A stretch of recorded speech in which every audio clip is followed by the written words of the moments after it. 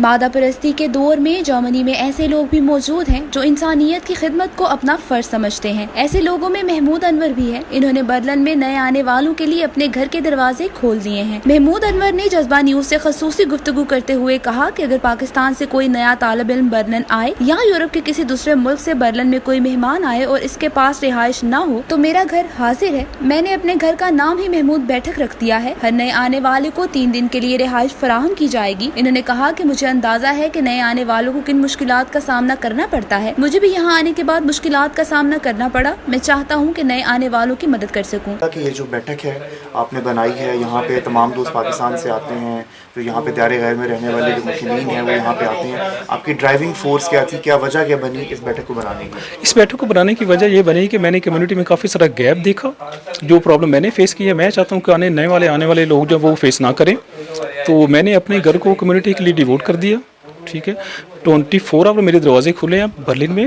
جو لوگ آ کے 2-3 گھنٹے کا اسٹے کر سکتے ہیں. اگر کسی کو کچھ سر چھپانے کے لیے جگہ نہ مل رہی ہو تو وہ بیٹھک میں آ سکتا ہے.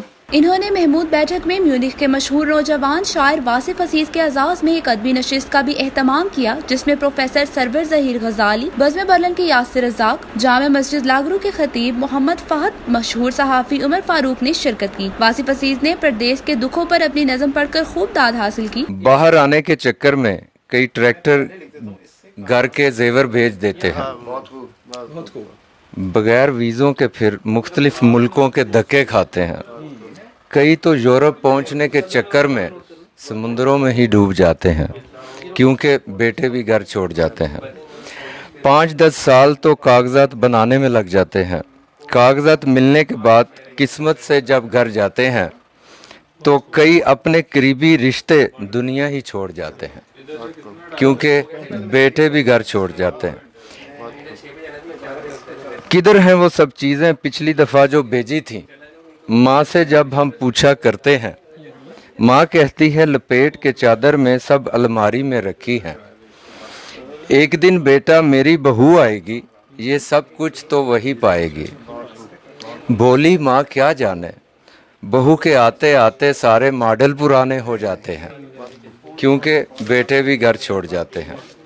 پرانی 4 پائی پر کمرے کی ایک نکڑ میں جو بابا بیٹھا کرتے تھے، ان سے لاکھ حالات چھپائیں وہ تو جٹ سے پڑھ لیتے تھے. کہتے تھے اتنے تحفے مت لایا کر، خود ہی جلدی جلدی آ جایا کر. اب تو اپنے آپ میں ہی ان کو ڈھونڈا کرتے ہیں.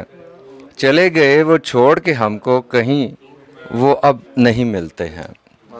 اب تو صرف ہمارے ابا جانی ہمارے دل میں ہی بستے ہیں کیونکہ بیٹے بھی گھر چھوڑ جاتے ہیں.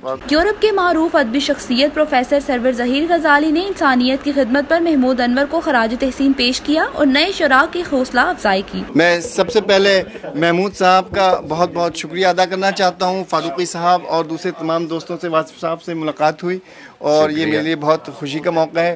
آج کی یہ تقریب بہت پروقار اور بہت فکر انگیز رہی. مجھے اس کی بہت خوشی ہے اس میں شرکت کر کے.